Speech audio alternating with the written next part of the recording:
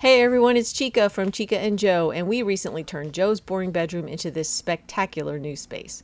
Of course, there's this amazing wallpaper in the tray ceiling and new bed and bedding, but the star of the room is this accent wall. And that's what I want to show you today. I'm going to walk you through step by step showing how we created this accent wall, including the math and geometry that you will need to customize these panels with just the right measurements to fit your wall space.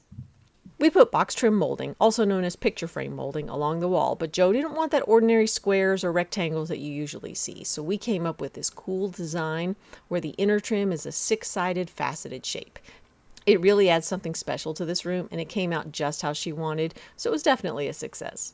So we want to show you how to do it on your wall too, including how to figure out all your measurements for your cuts and panels and all of that. First, let's go over some assumptions that I have to make before we can get into the nitty-gritty numbers. You will need some trim molding, obviously, that's flat on one side.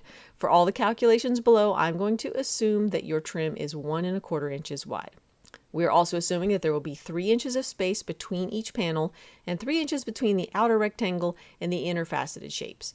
If your trim or your desired spacing is different from these numbers, you will need to adjust all the measurements that I'm going to give you later accordingly to fit your new numbers. Okay, let's start by determining the width of your panels. You will need to figure out exactly how many panels you want to cover your wall. Start, of course, by measuring the wall to get the total width in inches. Ours, for example, was 200 inches wide. Then divide that number by the number of panels you want. I suggest aiming for something that will give you panels in the 26 to 30 inch range for a nice look. You don't want them too fat or too skinny. For example, we wanted 7 panels, which made each one of ours 28½ inches wide. If you have an odd fraction of an inch left when you're doing your division, just split it between the blank wall space on either of the sides in the corners so that it's less noticeable. We had a ½ inch extra because when we did our 28½ inches by 7, that was 199.5 and our wall was 200 inches. So we put that extra ½ inch, we split it and put a ¼ inch on the left, ¼ inch on the right. You'll never notice. Whatever width you come up with, measure and mark all of your panel sides on the wall to be sure they all fit and that your spacing is accurate and you like the number of panels that you chose. Now, to determine the height of your panels, and this is really easy, it's totally up to you. You can do a half wall, a full wall, or anywhere in between, whatever you like for your room. Since our accent wall was going to be behind a bed, we chose a height that looked good peeking out from behind the headboard. If your accent wall doesn't cover the entire wall, you may also want to consider adding a flat, wide board across the top to help define the space. Be sure to take this into account when you're determining the height of your rectangular panels inside. Okay, so most of the measurements in your panel are going to be set, giving the assumptions I already stated that you're going to be using 1¼ inch wide trim with 3 inch spacing. But the one measurement that will change is the width of that very middle space, because that's going to vary depending on your overall panel width, which depends on your wall size. But don't worry, we're going to walk through all of that here in a minute. Okay, so the measurements for each panel, left to right, are going to consist of 1½ inch of blank wall space, 1¼ inch of trim here in your outer rectangle on the left side, then your standard 3 inches of blank wall space, another 1¼ inch of trim for the left side of your inner shape, and then this big space in the middle, which we have to figure out, but that's our to be determined. And then we're going to repeat those same things on the right side. 1¼ inch of trim for the right side of your inner shape, 3 inches of blank wall space, another 1¼ inch of trim for the outside rectangle on the right, and 1½ inch of wall space. So now to figure out that to be determined measurement in the middle, here's what we're going to do. We're going to start with your desired total panel width. So for example, ours was 28½ inches. Then from that, you're going to subtract 14. 14 is the sum of all of the known measurements that we just went through when you add all those up together. The number you have left is your blank space measurement for the inner shape. So for us, 28½ inches minus 14 left 14½ inches as our space here in the middle of the middle shape. Okay, before we start cutting any of this expensive trim, let's mark the first panel on the wall with painter's tape to be sure that the placement is correct and that you like the way the panel size looks. Let's start by making the outer rectangle. Starting in the center of the wall, add tape to indicate where that rectangle will be. If you have an odd number of panels, center this first panel in the middle of the wall. If you have an even number of panels, line up one side of the panel with the center point on the wall. Then we're going to mark the inner shape, so come in 3 inches from either side of the rectangle and add vertical strips of tape. Then come down 2¼ inches from the top of the rectangle and create a point of tape with two pieces forming a 90-degree angle. Connect those pieces of angled tape on the top to the vertical pieces on the tape on the side to create a final faceted shape. Now stand back and look to be sure that you like it, and double check all of your measurements and adjust if necessary. If you don't like the width of the panel, for example, you might need more or fewer panels overall. The only tricky thing left to calculate is the length of the angled pieces at the top and the bottom that form the facets on that inner shape. So for that, we're going to reach back into what we learned in our high school geometry classes. Okay, here comes the math. Since we made that top point a 90-degree angle, a right triangle is formed inside it, and we can use the Pythagorean theorem to determine the length of the sides of that triangle. Do you happen to remember a squared plus b squared equals c squared? Well, kids, now's the time to use that math in real life. So to calculate the length of the angled pieces, we're going to take half of whatever the width of your inner space is. Again, for us, that was 14½ inches divided by 2, 7⅔. Then we're going to multiply that number by itself. 7¼ times 7¼ equals 52.5625. Now we're going to double that. So for us, that becomes 105.125. And then take the square root of that number. And the result is the inside length of your angled pieces. So for us, that was 10¼ inches. I'm going to refer to this measurement as measurement A from now on.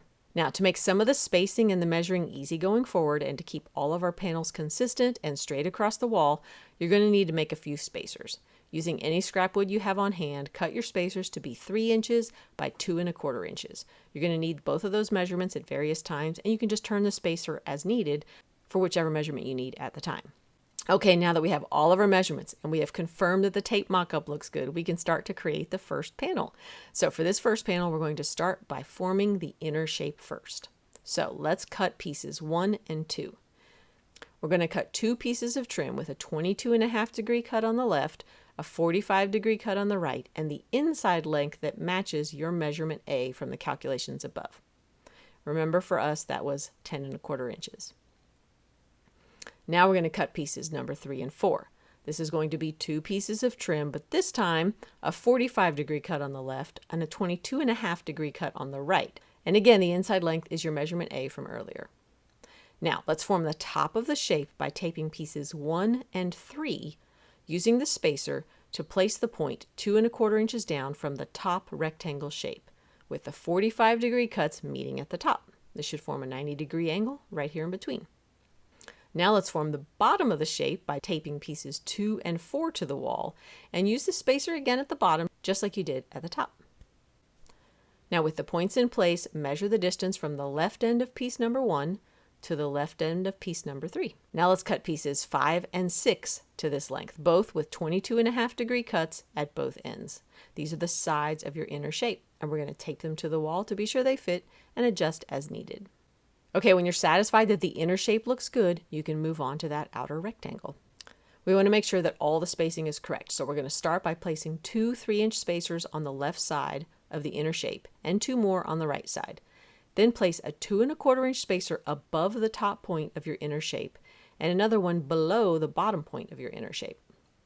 Now place a piece of trim against the spacers on the left side and be sure it lines up with your original tape marks that show your whole panel placement. If not, revisit all your measurements to see where the mistake was made before you continue.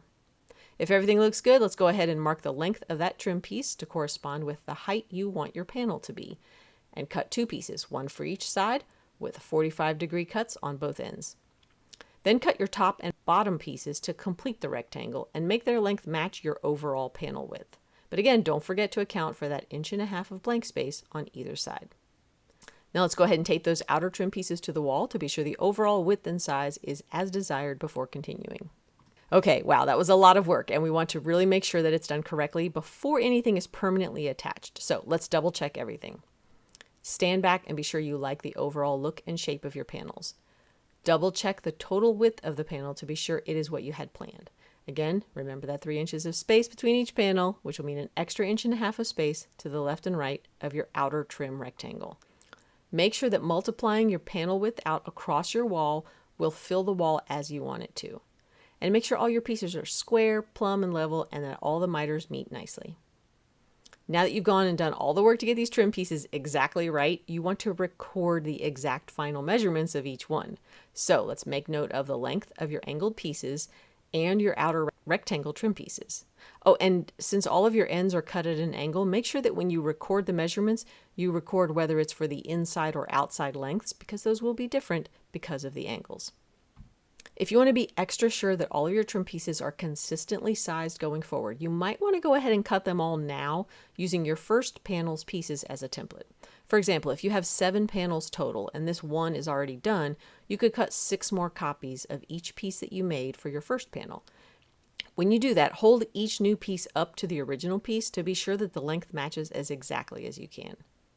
Always use the original piece as the source when you're copying to make sure that everything matches. Don't use a copy of a copy, because little imperfections can turn into big changes as you go through multiple cuts. We marked our original with a piece of blue tape so that we could always check our new cuts against that original for consistency and accuracy. If you are not quite ready to commit to cutting all of your trim pieces yet, that's fair, but at least cut one more panel's worth now before you attach these first pieces to the wall permanently. Everything has been double, triple checked, so let's attach these pieces permanently to the wall, finally. So starting with the inner shape, remove the tape from each piece, one at a time, and attach them to the wall with construction adhesive like liquid nails and finish nails. The finish nails can go right into the drywall. They don't have to go into a stud because they're just there, honestly, to hold the trim in place until the adhesive dries. Also, be sure to wipe away any construction adhesive that might seep out from under the edges of the trim. Do it now because it will be nearly impossible to remove after it has hardened. If you're adding a wide horizontal trim board above the entire accent area, now is the time to attach it. Use the 3-inch spacers, or actually whatever size you'd like, to space the distance from the top of the rectangle to where your horizontal trim board is going to go. Add the horizontal board, making sure that it's level, and secure it to the studs with nails or screws. Continue across the wall with more boards until the trim is complete. When you have the first panel done and attached, it is time to move on to the rest. And I promise things are going to get easier now because you have done all the hard work already in the math. Now remember, for the first panel, we installed the inner trim first because centering it was critical. However, for the remaining panels, we're going to do the outer rectangle first and then the inner one after that. This is to ensure that the panels are evenly spaced from each other at 3 inches apart along the wall. It also allows us to build on the level of the first one and make sure that the second one is level and everything stays nice along the wall because you're using these spacers as you go. To correctly space and install the next panel, we're going to start by placing one of your 3-inch spacers up against the outside edge of the first panel. If you are using a horizontal trim board, also place spacers up against that to mark the top of your next panel. And use that to line up the first side piece of your next panel's outer rectangle. And then using the same measurements as your first panel, cut and add the 4 pieces of the trim required to create your outer rectangle shape. Now let's move those 3-inch spacers inside the rectangle to mark the left and right spacing for the sides of your inner shape. Move the 2 1/4-inch spacers inside the rectangle at the top and the bottom to mark the spacing for the points of your inner shape. Using the same measurements as your first panel, cut and add the 6 pieces of trim required to create your inner shape. As you install each piece of the inner shape, you should be able to push it up against the spacers and against each other to fit perfectly within the space. Okay, so now just repeat that last process until all of your panels are created. You will find that they go faster and faster with each one as you get the hang of it. Our first one took us an hour to install, and by the time we got to number 7, 10 minutes. So it goes a lot better as you go. When you have all your panels done, be sure to stand back and admire that amazing feat you just accomplished. What a beautiful accent wall this is going to be, right? Okay, unfortunately, there's still a lot more work to do to finish off the trim, but at least this part doesn't require much planning, just a little time and effort. So start by filling all of the nail holes with wood filler and then sand it after it's dry. Add caulk around every single piece of trim to seal the gap between the trim and the wall. After you run a bead of caulk down the edge, use your finger or a slightly damp paper towel to wipe it smooth and remove any excess caulk. And by the way, be sure to read the caulk tube carefully and make sure you use paintable caulk. If you get 100% silicone caulk by mistake, paint will never ever stick to it. When all the caulk is dry, let's get out your brush and add your beautiful paint color to the wall. You will want to use a brush to get in most of the nooks and crannies, but you might be able to use a small roller for the center panel if you want an extra smooth finish on that area. And that's it, you're done. We could not be more pleased with how this wall came out. That pretty blue color makes the texture of this trim stand out, and the whole wall is just gorgeous. And once Jo brought all the rest of her bedroom furniture in, this bedroom makeover was complete and lovely. We hope you enjoy this tutorial and it helps you to create your own beautiful accent wall in your space. Be sure to subscribe to us so you don't miss our next tutorial, and take a look at our blog for even more fun project ideas.